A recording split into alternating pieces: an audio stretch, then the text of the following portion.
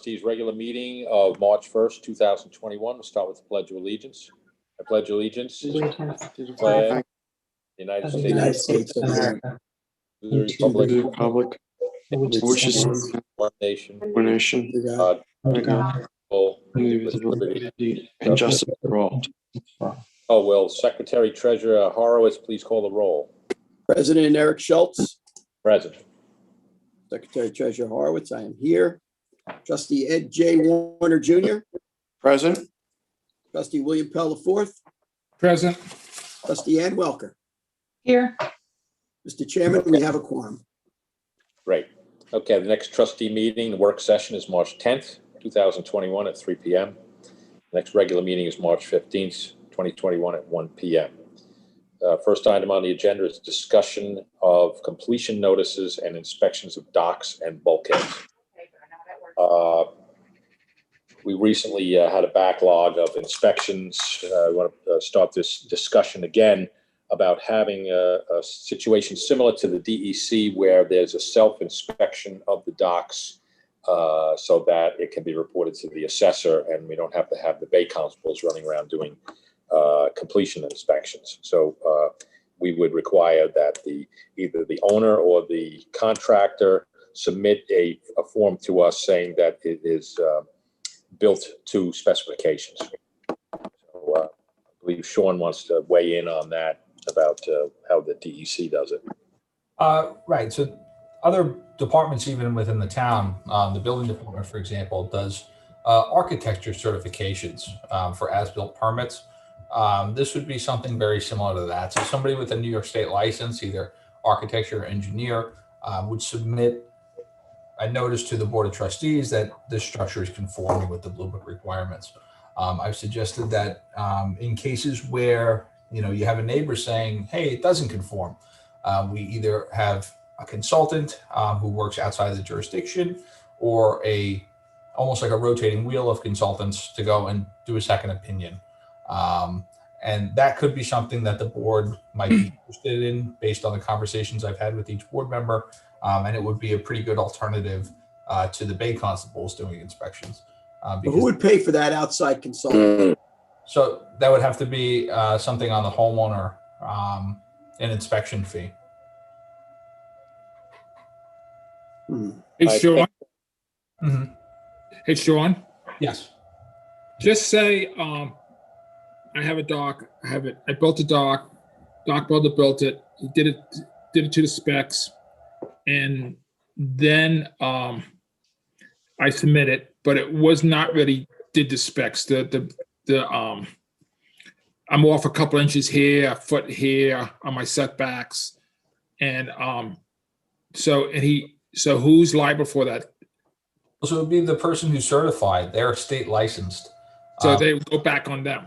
That's Right. what I was trying to get at. So they could end up losing their license, or Potentially, yeah, or being, have some kind of like a sanction from the licensing authority. okay, that way would be more. They would be more careful what they looked at. I would think so. But that does put an additional cost onto the applicant, right? It would, yes. The only thing is from a structural standpoint, the bay constable's responsibility has always been, to the trustees for this function to provide that service. It's part of what the town, is supposed to provide to the trustees. We would now be alleviating the town of that responsibility and putting that expense onto the homeowners. So how do we reconcile for that? Right. You got to build a town for it. Well, do you actually need an engineer if the person says, "Hey, I did this," and then have the person liable for it? I think you'd be better off with a person with a. I think it'd be better off with a person with a license because that way the guy does not want to lose his license. The homeowner, what are you going to do? Find the homeowner, and he walks away. Mm-hmm. How is this any different than the proposal that we came up with about 4 years ago, having the building department do these inspections and then charge the property owner? It would be somewhat different. Do it, right? I'm sorry. They were gonna do it, but we didn't want to like charge the property owner more money. That was what it came down to. And how much Well, was it gonna be? Was it gonna be $500, or was it gonna be $1,000, or was it gonna be $250? We never really came up with an actual number. You know what? You got to really take a very hard look at this, and it's a good conversation because it is an issue. But I think that whatever the resolution is, it's got to work for everybody. It's gotta Right, right. So I think that it warrants, further investigation. I mean, is the value of the Bay Constable doing their inspection, is it worth $150? Is it worth $250? Is it worth $1,000? We have to come up with some number, because if the Bay Constables are no longer going to be doing this, then the town owes us some money back, I would say. Because that's the whole thing, is that, you want to be as fair as you can to all the people that live in the community. The trustee is close forward to the people. And it's been a historical, traditional, manner by which we've handled the inspection of having the Bay Constables go there and check it. It's been the responsibility of the town. There was, issues dating back prior to 1993. And then in 1993, there was kind of an understanding. And I think that, you also want to retain some of the, if not all of those understandings, so that it works for everybody, and most importantly, works for the people of the community. And I understand that it does get busy at certain times, but, we should be able to put some protocols in place where we can continue on in the traditional method by which we have assured that these projects are done in compliance, with the constables. You got some up there. What does the DEC do about it? They don't even require any engineers reports or anything like that. All they do is they say, send in a completion notice. So how come, how the state doesn't have any liability and we have liability? So why don't we, what it is? I think why it's don't we just get a completion notice and that's it? The only thing that I would say is twofold. One is the projects are not being done on the state of New York's property. They're being done on a property that's owned by the trustees. So I think that you're going to really want to make sure, since it's on the trust property, that it's done the right way. And I think kind of like, some of the other trustees were saying, you also want to make sure there's a fair give and take between the trust and the town, that we were in compliance with, earlier agreements. So I think it warrants us really taking a hard look at it and finding a solution that works for everybody. Well, we did take a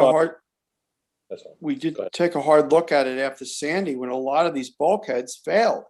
And that was because they were engineered a certain way, but they were not put in properly. There was 4 of them between Cameron Point and the Bay Avenue that literally just fell over because the dead men were only 3 feet long.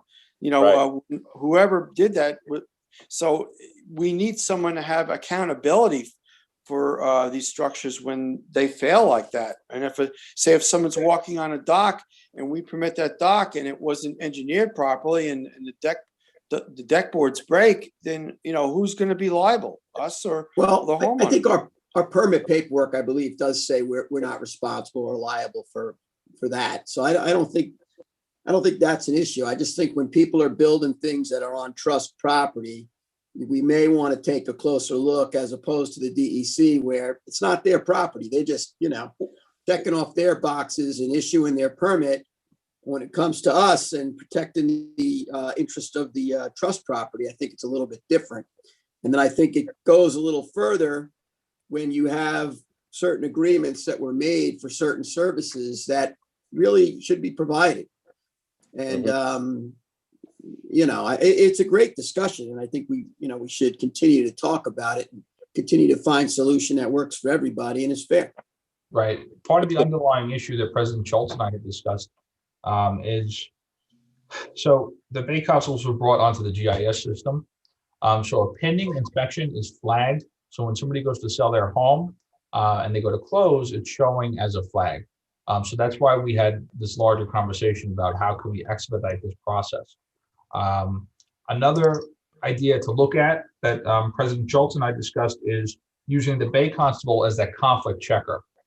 So you have your self-certification, and then if there's a problem, maybe default to the Bay Constable. Just another point for discussion. Those were things that we were throwing around, though, to bring to the board to have this conversation today. Sean, a real quick question. Don't we issue COs for these docks now? So we would need verification that they were properly certified with that We don't. paperwork? No, it's a trustee permit. Okay. Trustee permit goes to, the final trustee permit goes to the assessor's office. But, you know, so the Bay we give also not- certificate of compliances. Right. But Certificate of James- compliance. We do issue a certificate of compliance. Okay. So that's why I believe we would need somebody like the Bay Constables who work for us in the town to verify that it was done compliant. They go down there with the permit in hand, do the measurements.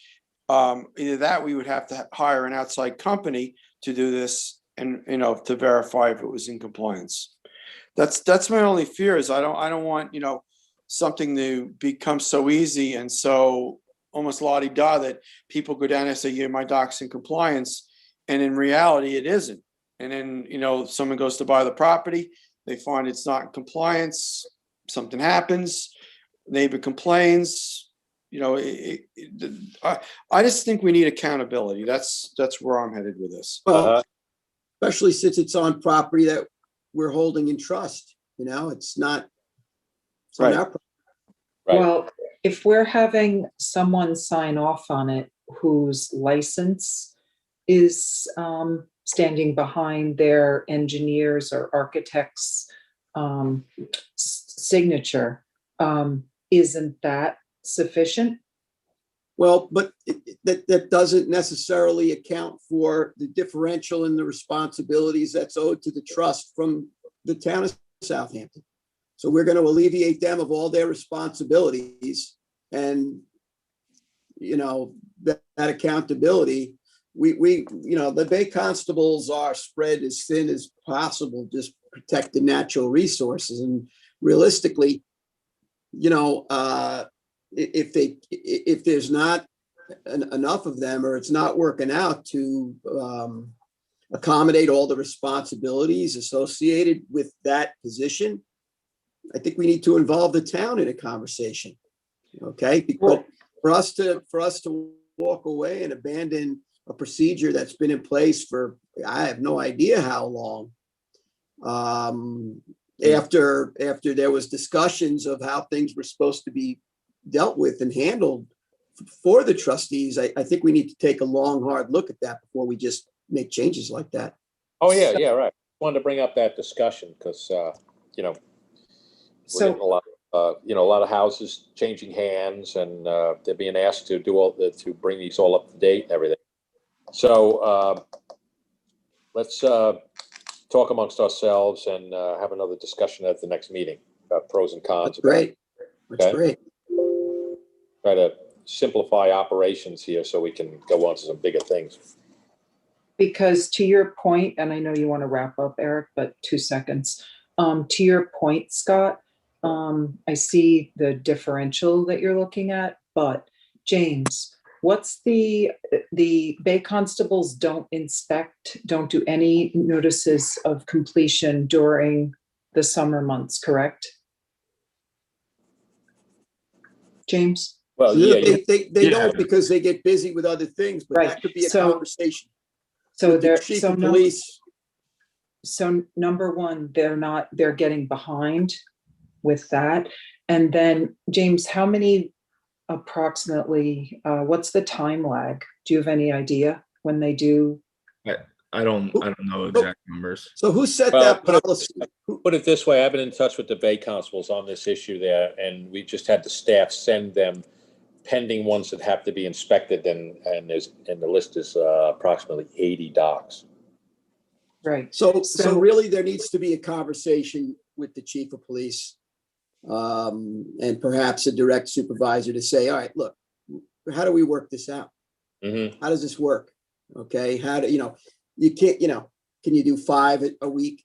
If you did 5 a week throughout the summertime on a slow Tuesday or whatever, maybe we wouldn't have the backlog. Maybe the policy of not doing anything throughout the summer, maybe there's a common ground that we can reach where we don't have a huge backlog. And if we have a real estate closing that we need to accommodate, we can do that. You know, a busy weekend, holiday weekend, obviously that's out of the question. But sometimes there are days when it's not so busy on the waterway, and you could go out and do a couple of inspections, and you can whittle that list down. But when you set a policy, now you're changing, you know, the whole structure. And I really think, since it's a shared department of the town with the police department, I think, you know, we really should have a conversation with Chief Skornicki and see if there's some way that we can work this out. Because well, maybe looking at alternatives, such as is being brought up with a different way of doing things, would free the Bay Constables up to do. I mean, as you said, they're stretched extremely thin. So perhaps it's worth looking at an alternative route forward with this. Mm-hmm. Yeah, definitely. All right, so just let's talk amongst ourselves and see what everybody has to say on the issue. And then we'll talk. It needs further. Yeah, it's not going to be solved immediately. Yeah, just trying to streamline things. Okay, so the next item on the agenda is public portion. Is there anybody in the pipeline that wants to speak at public portion, Charles?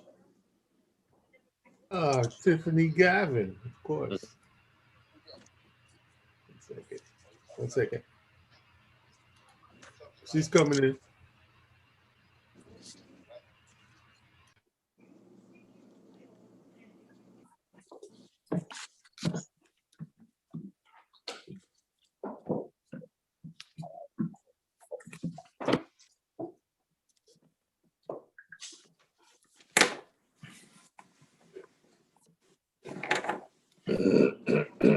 We're up, Tiff.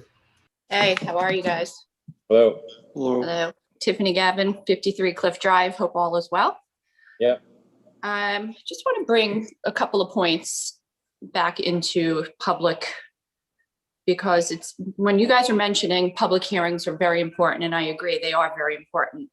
Martin Shea rendered this decision to remove a bulkhead, change an environment, and stop a tidal flow. He rendered it a type 2 action that did not warrant any public interest.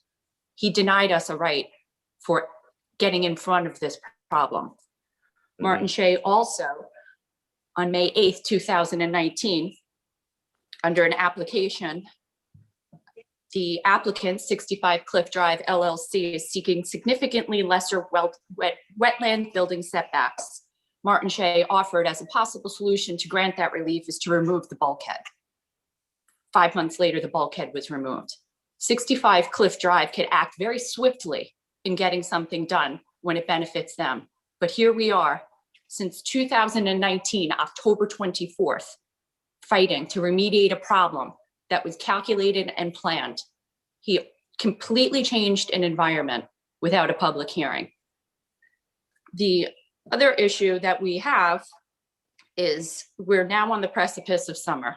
Last summer was a nightmare with mosquitoes, and the canal and the creek has significantly declined since last summer. We're now going to be facing another summer without any tidal flow for 12 hours a day, no navigation.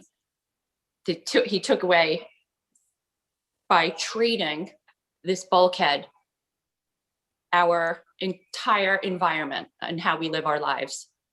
And we know that you all have been very much on our side in understanding what has happened here. But what is the latitude of time we're granting these developers in remediating this? 5 months, they were able to get it together to get a barge over there to remove the bulkhead. It's been years now. Mrs. Yeah. Gavin, Yes. I think you're aware that upon the advice of counsel, until we have an application before us, to review. We cannot comment on most of what you're addressing. I understand. I would also like to point out that Mr. Shea, in emails on April 24th, 2020 and May 4th, 2020, he said the neighbors would be thrilled with him recreating an environment that never existed here. That would be very interesting to the public to know that he was going to change our environment. This was all done. I have emails showing this. This is going on too long. I understand what you're saying, Ms. Welker. All right, And so I do respect that, but it's years. I've been handling this matter, so let me address what's going on. All right. I spoke to the attorney for Cliff Drive, I believe it was last Wednesday, and they had plans for submittal, and submission of plans will be imminent, like probably this week. Okay. You're a man amongst men, Mr. Schultz. I talked to them before, and I told them I wanted a conceptual plan so I could run it by Harry Ludlow of the Conservation Board. So we're all working together on this. That's great. Both looked it over. We agreed that that's the concept plan that we want to go with. And now I told them to formally submit a plan. And like I said, I'm continuing to press them to get this done. And then as soon as that gets in, I intend to call for a public hearing on this. That's great that it should be coming soon. What are our options? What do you propose as a solution to the problem that we're really facing within a period of a few months? The shoal has. At the risk of repeating myself. Well, Ann, you haven't been involved in this. I have. Okay, you kind of like said, hey, you didn't want to handle this anymore, right? I asked for help, but I'm just looking out for the best of the board, Eric. I can't offer any advice of how we're going to proceed until we get a formal application, because the application will be discussed by us if we want to put additional conditions and things on there. We're going to get a basic concept of what they want, and and then we'll fine tune it after we have a public hearing on it. But does it matter what they want? Isn't it a matter of what has to happen to get your land back to what it was? So, Ms. Gavin, the board can't rule unless there's an application before it. That I get, yes, that I understand. These discussions are preliminary to advise council of what requirements there are for a trustee permit. So that's what President Schultz is discussing. He's telling them how to apply for a permit that will meet guidelines. Right. Got it. So conceptual application, the board can't really address some of these concerns, but they are, I think, being a good sounding board for you, and they're certainly considering your comments and thoughts. And may I ask one question? I don't know who I should direct it to. The surrounding area has declined greatly. The shoal that was once underwater is now above water. It's crossed the shoreline. The deep water dock is completely non-functioning at 69 Cliff Drive. What can we do as a neighborhood to get us back to a solution this summer? Is there any dredging that we could do right now to get the water flow coming back in? It's a problem. And I understand, all of you understand it's a problem about stagnant water, but is there something we could do while 65 Cliff is working through the channels for their remediation plan to get our water back? We'll have to discuss that as a board. I'll have to poll the members on how they would like to proceed with that. But like I said, the plan that they're going to submit, like any other plan, is the concept of what they want. We'll discuss it. We'll go to public hearing. We'll take the comments from the neighborhood, and then we'll put special conditions on what we want. But conceptually, we do this all the time. Consultants always come to us. We go out in the field as a courtesy to go look at a project, because they don't want to start doing endless paperwork and get in the system and take 9 months. just tell us what you want. Do you think this is going to fly type of thing? We do that as a courtesy to everybody. So that's what happened in this position, in this aspect. So as soon as that comes in, it'll be in pipeline and we'll get things rolling. As far as you getting more water into the creek, I don't want to commit to that on tape here. We'll have to talk to the board members and see if there's any immediate option for an environmental. My neighbors and I, yeah, we would be, as a community, we are very interested in getting that going. So if we can help and assist you in any way, please include us, and we would be more than happy to work with you as you have done with us. And again, you guys are great, and it would have gone nowhere without you. And we really appreciate everything you've done for us. Well, we'll try to move this thing along and get it solved. I appreciate it. Thank you. Okay. Nice day. Have a nice Bye. day. Thank Bye. you. Bye. Anybody else? Charles? There's no other hands. There's other people here, but no other hand. Oh, I got a hand. I got a hand. On public portion? Okay. Yes. Arlen Brody. Oh, same issue.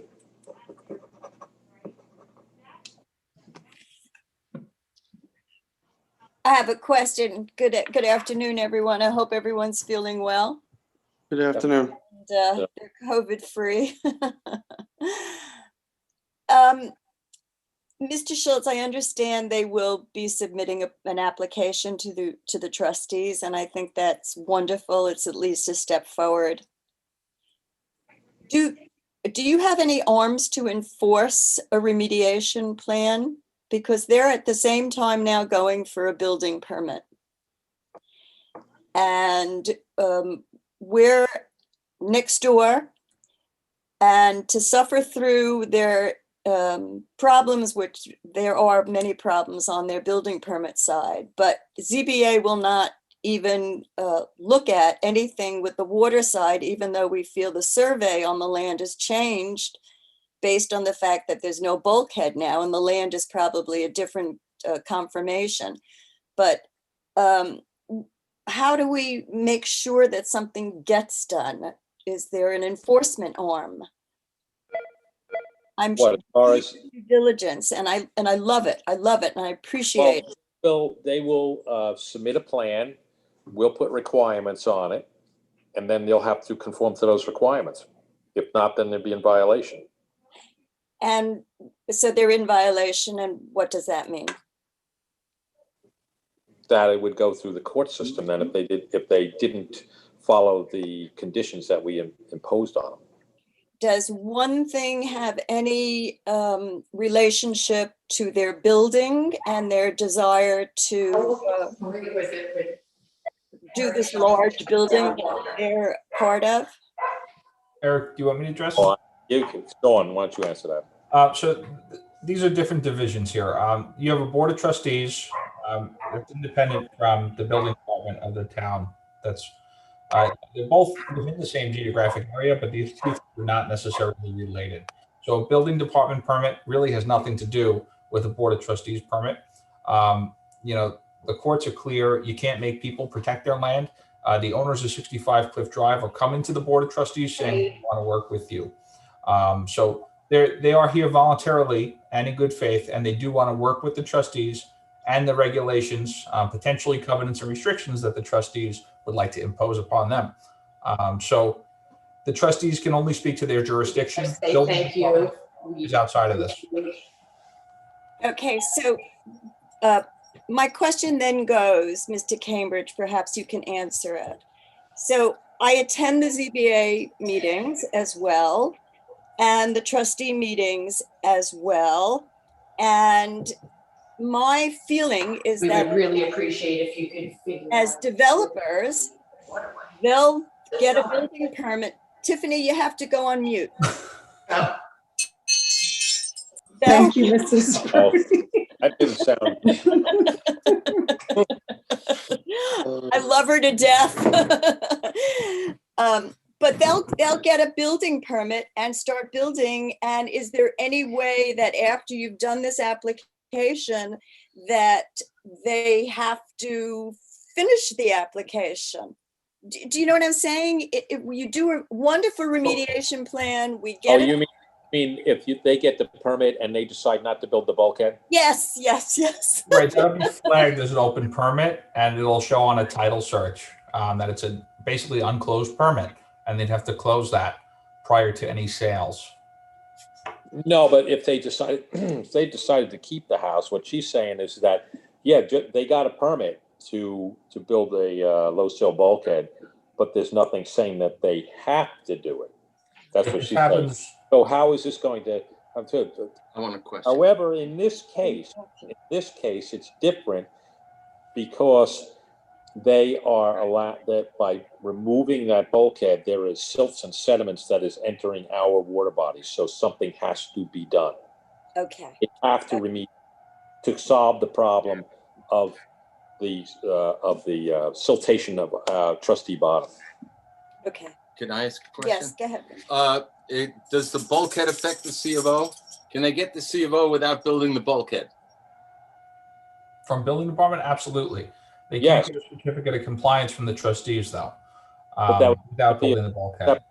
That would be a separate enforcement action that we would take if sediment continues to enter the water body. They don't submit some kind of remediation or do something about it. Put it that Right. way. So the trustees are separate from building department is the point. No, I know that.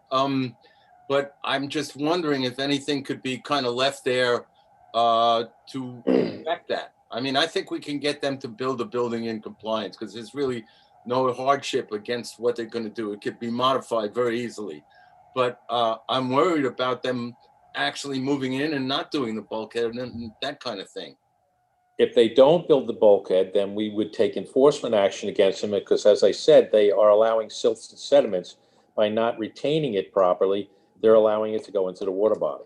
Okay. So they go on that aspect of it. Okay. Separate. Excellent. Excellent. Thank you so much for answering the question. I really appreciate it. See you next time. Okay. Hopefully we'll have a permit to discuss. That would be fabulous. Okay.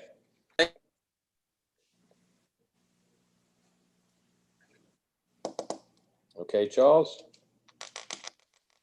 No other hands. Okay.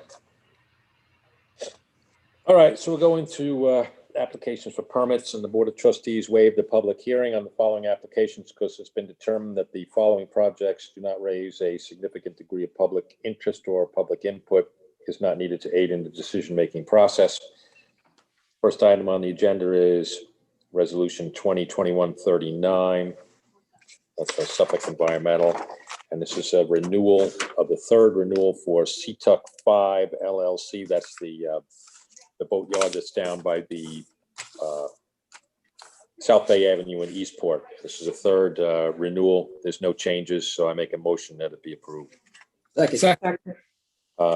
Scott seconded. All in favor? Aye. So carry. Okay, I'm up. Yes. Trustee Resolution 2021-40. David and Mary Beth Loheis, 22 Post Lane, tax map 0902-14-1-47. Another project fully vetted at work session. I recommend its approval. Second. Okay, Bill seconded. All in favor? Aye. Okay. Ed's next. Trustee Resolution 2021-41, renewal application, the third of for permit number FLH 0007, 48 Newtown Road, Corp. 48 Newtown Road, Hampton Bays, Suffolk County Tax Map 900-188-2-10, body of water, Shinnecock Canal. I recommend that we approve this. I need a second. Second. Okay, Scott seconded. All in favor? Aye. Thank you. It's so close to saying. What's that? Charles, Tiffany's can still you- on. Can you? Charles, mute them? can you, I'm doing it. thank you. Okay. Thanks, Charles. Trustee Resolution 2021-42, application for Deborah Klein, 48 Hawthorne Road, Shinnecock Hills, Suffolk County Tax Map 900-232-2-20, body of water, Shinnecock Bay. James, do we have all the proper drawings showing that this structure is going to be in front of this residence and not on the westerly adjoining properties residence? You're muted, James. Everything was discussed at the work session. You guys are okay with it, so. So everything is going to be in front of Miss Klein's house, 48 Hawthorne. Nothing is going to be in front of the neighbor. And they're going to provide access for pass and repass. So it was all discussed at the work session, so I'd like to approve it.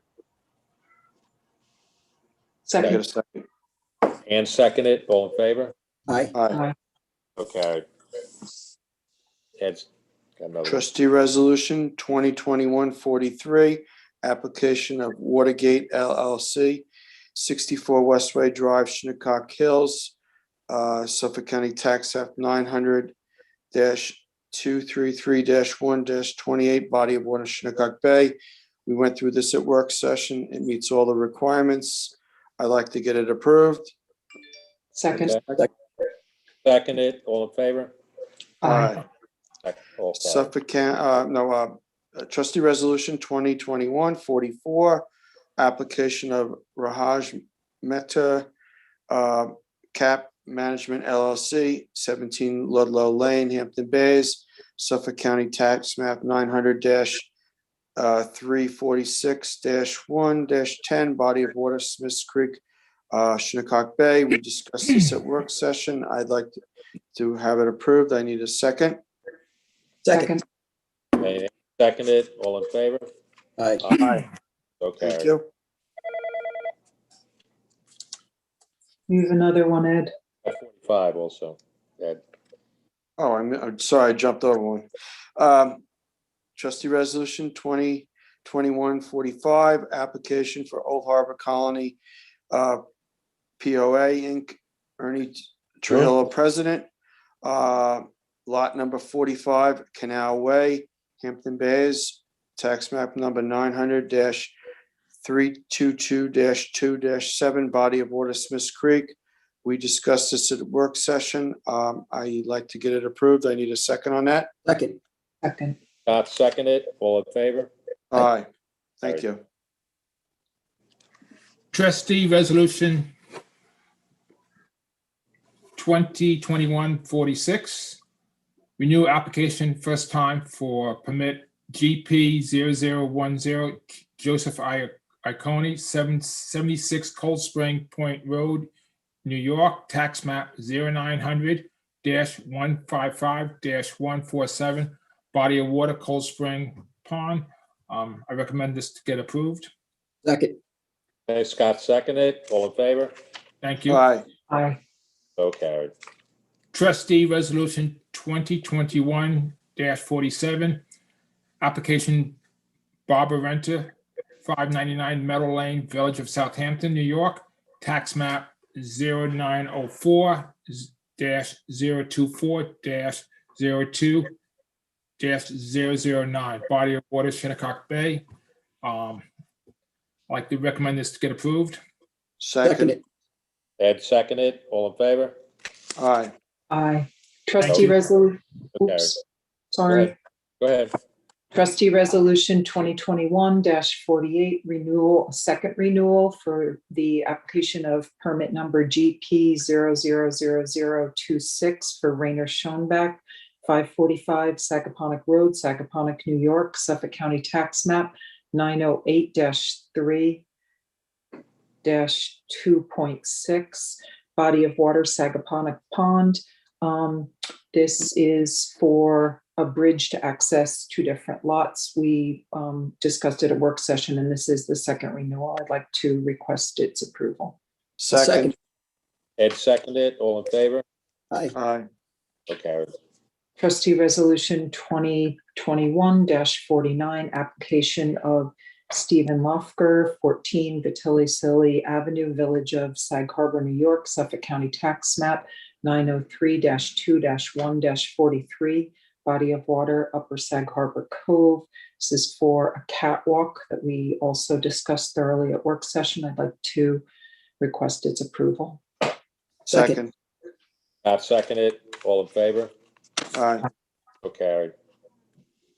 That trustee resolution 2021-50 under budget and finance, it's warrant number 4 for the trustees. Call ahead $50, Home Depot credit services $282.54 for marine maintenance supplies, InterScience $642.50 for planning and environmental for services at Mecox Bay, Liberty Ironworks $48.50, they were marine maintenance supplies, Joseph R. Lombardo $800 in legal fees, Mercury Marine $30 in Mercury Marine parts, PSCG Long Island $54.80, it's for the electricity fee over at the 22 Little Neck Road facility. Riverhead Building Supply, $1,911.94 for maintenance supplies for signs in the West Neck and various docks. Staples Contracted Commercial, $49.90 for office supplies.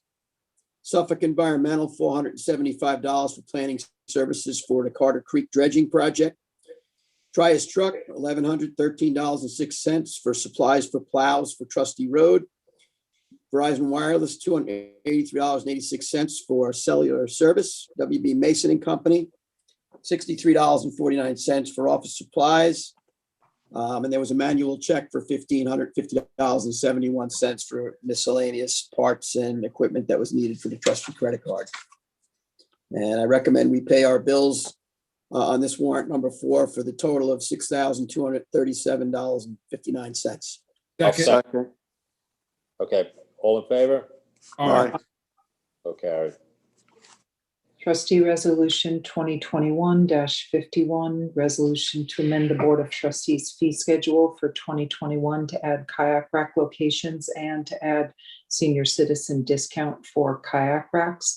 The kayak permits, kayak canoe and paddleboard storage permits for residents will be $100. The senior citizen permit will be $75 with a replacement fee of $20 for each of those. This has been a project that several trustees have collaborated on, and I hope it will be a good source of revenue going forward for the trustees. And just make note that this is, hopefully this will be a super successful program as it's been in East Hampton. And this is like the super sale start out special of $100. Like to recommend the approval. Second. Ed seconded, all in favor? Aye. So carried. All right. Hopefully people will get out on the water and have some fun this summer with their kayaks. Yep, yep. Trustee Resolution 2021-52. It's authorization to purchase chain for the buoys. And obviously we need chain for our buoys. So if I could get a second. Second. Okay, Bill seconded, all in favor? Aye. Okay. Trustee Resolution 2021-53. Authorization to purchase snow fencing and stakes, which obviously we're going to be needing very soon with the overseas going to be on us and everything else. We have a I'll second. second that. Okay, Ed seconded, all in favor? Aye. Scott, I believe some of the stuff gets used on the Mecox and SAG during the And it does openings. get used at Being Mecox that and we had SAG, but open them so many times this year, a lot of it probably got washed away a couple Yes, it times. did. So you know what? But you know what? It's March 1st today, right? yeah, So before you know it, we're back pace into the up. bird season. The Plovers birds have on got their ways. They got their bags packed, they're on their way. As soon as I start seeing this stuff, I start thinking about, oh boy, here we They're go. locking up the house and turning the water off, and they're on their way. Hey, Yep. Scott, Okay. I got a question for you. Can where we get paid for open the Mecox Inlet, could they pay for the snow fence? Well, we would have to take a look and see what the, off to the Community Preservation Fund, we're gonna have to take a look at that contract. Sean can maybe take a look at that contract for us and see if there's any of it that by law can be, transferred over to that, in that direction. And we'll see, just like just like the plow stuff, but we use the code for the roads, for the plow parts, because that's where everything's getting beat up. So Sean, if you could just take a look at that. Yeah, we can, if Lisa can pull that contract out. That's Yeah, and we'll just take a look at the contract. Because Ed made a very good point there. You know, we buy it for the birds and we use it on off season, it gets ruined. And then we have to replace it. Yeah. People No, I run have over, you know. Yeah. I have one more question too. I got a text from someone. Can you check to see if there'll be dredging Middle Pond Channel in the springtime? They want to know an update on that. The last conversation I had with Suffolk County DPW was in regards to Far Pond and the use of a excavator to do that project. They did not talk about Middle Pond, but I had asked Richie Franks last week to do a site visit down there to get us the depth sounding so that we could furnish the county. I am aware that the pond at low tide is unnavigable. Just it's gotten much worse. So as of right now, the county has not gotten back specifically to that, Billy. But after this meeting, I have a plan on calling Scott Hillary and to get an update on both of those projects. Yes, thank you. I told him that you were working on it. Would we be, Ed, would we Remember be you able telling to perform at least some sort of relief dredging project down there if the county, using the county's permit? Are they okay with that? Well, which one, a Middle Pond? Yeah. They're only looking to amend the Far Pond dredging or West Pond for the excavator, not both ponds. So I would say no right now. So it would need, that permit would need to be amended to use an excavator. But if we have gotten an excavator down there, it would work digging that channel out and making it at least passable for this summer. Right. Okay. So that's a conversation I plan on having with Scott. You know, they had some, I'm not going to say what's going on, but I know, but he hasn't talked to me in about 3 weeks. So I will reach out to him today. Adding 3 words to a permit. I mean, you know, the DEC, they can't just add 3 words. I mean, it's just ridiculous. Well, what we also have to realize is that we're looking for a dredging window in the springtime with 2 different dates. The Fish and Wildlife has one date, and the DEC has another date. They get together in a conference call. They used to have meetings back in the day, but we no longer have meetings in person. We do Zoom meetings. So it's very difficult to get people on these Zoom meetings because a lot of people work from home and, you know, they don't work as many hours and days. So it's very difficult, but I am working diligently at getting this done because I am aware of the situation down there. Oh, I know you are. I mean, I just, you know, the environment doesn't know the difference with the COVID business and everything. It's just changing the wording around to give us some leeway. Have they determined the date yet of what the window is going to be? No, they had not had the meeting yet. That was the meeting they were supposed to have last month, and they never had because some people were sick, so they couldn't attend the meeting. Okay. And we have done this on prior creeks. I remember for a specific example was Mill Creek. John would send Steve Mezaneski down there, and the adjoining property owners association would actually pay for it. So that was done there, and I believe we've done it in Fresh Pond, and we also did it in North Sea Harbor. So we're not recreating the wheel here. We're doing something to give access to the boating community, you know, when they don't do the larger projects. Have you been down to Far Pond? How's that project working out? I was not down there this past week because the tides were so low and there was no chance for any erosion. The last time I was down there was a week ago this Sunday, and it looked really good. Okay, great. I'm going to stop there on my way back. Yeah. And that's another conversation I'm going to have with Scott. And when they do the dredging, if some of that material could be sprinkled on that, because it does have an open permit for sand replenishment. So we could put some sand on that project. Right. I thought that was a problem down there. They couldn't put the spoil right there, but. Yeah, but there's a permit for our permit for the sand on top of the rocks. So Oh, they could, yes, right. yes, it's still an open permit, so we can add to some of that, instead of trucking it down the beach, put it right Right. on the rocks. Right, right. So that's a conversation I will have with him this afternoon. Okay. I might, oops, I might have missed something. Middle Pond is on the priority dredge list though, right? They both are, Ann. That's what I thought. And because of the amount of time it took to dredge North Sea and Cold Springs, they didn't get over here. They went to Southold. So, Got it. but it is. Okay. But I also want the Bay Constables to follow up with a site visit and furnish the the depth soundings, so that I even have more evidence that it's, you know, unnavigable. Right. Okay. Anybody have any comments to make on any projects or anything? I would just like to follow up with setting up a public hearing for the possibility of a Peerline extension in Sag Harbor. Lisa, when would be a good time for us to do that? Yes. Did Sean look at the date? I'm sorry. If the, Go to April 19th, but is there an application filed on this?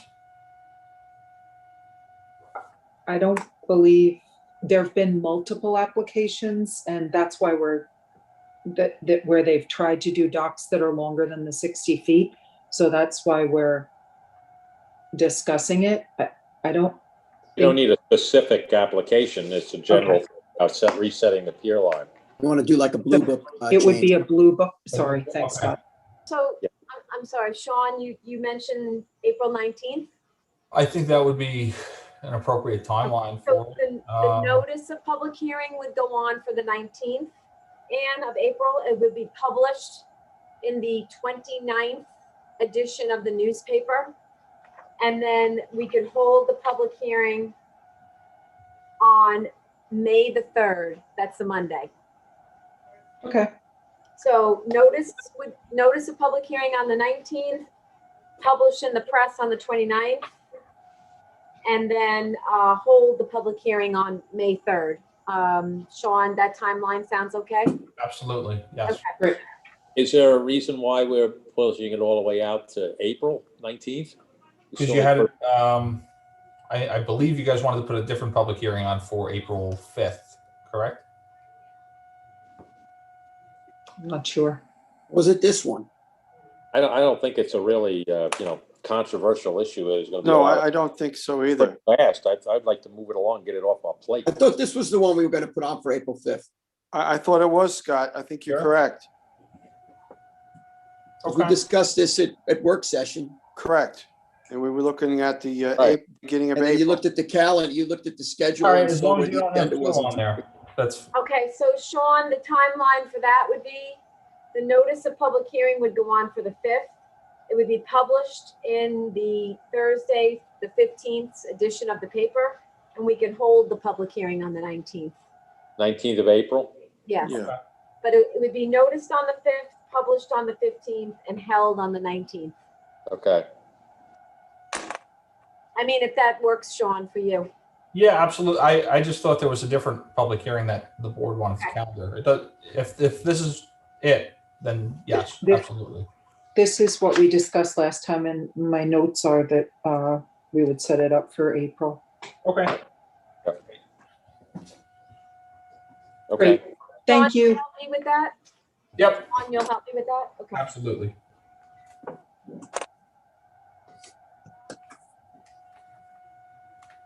I just want to let everybody know as well that both Mecox and SAG are open. However, Mecox is draining slowly is kind of an exaggeration. It's barely keeping up because when we closed it January 29th, it reopened itself in a different location. And that location it does not have a channel. So it's draining very slowly over the flats. It is open, but it's draining slowly. So with April 1st and the beginning of endangered species season rocketing towards us, what are some suggestions for how we proceed with this situation? I think Sean's going to have a consultation with the other regulatory authorities ahead of this. I think he needs to have a conversation with U.S. Fish and Wildlife and perhaps the DEC and see what it is that they want to do. We're going to have a executive session with confidential legal advice on this topic today. So we can discuss it then about what actions we want, what direction we want to take. Okay. Okay. I just want to make sure everybody was aware of that. The one other thing, two other things, but one other thing. Is there any interest? Someone asked me the other day, and I wasn't really sure. I know it's been brought up before, but is there any interest at this point about talking about staggering trustee terms or longer terms? I said we had a lot on our plate and we hadn't. What can we do about that right now? I mean, I don't know what we could do about that right now. I'm just repeating the question. It's an excellent question. Have to have a state resolution. I think we need to do a lot of homework, and because I don't know what it is that this board can do about that right now. I explained that we have quite a bit on our plate, and that was not something that we had been discussing, but it was brought up, and I just wanted to follow through with that. Good thought. I haven't had any discussions with anybody, but that would be an act of the state legislature, alter the terms of the trustees. Okay. The only other thing is Frank Craveda, who is the president of South Fork Natural History Museum, otherwise known as SOFO, was effusive in his thanks to the trustees the other night when after a sort of late night walk looking for tiger salamanders in the wetlands behind the South Fork Natural History Museum, because this is the time of year when the tiger salamanders come out and spawn in small wetlands. They were able to find either 4 or 5, and the kids that were there were just so excited about seeing these tiger salamanders. They grow to be up to 13 inches long, but they're like 8 to 10 inches long. And they were scooped out of the ponds with big dip net and then just put in a bucket for a couple minutes so that the 10 or so kids that were there could check them out.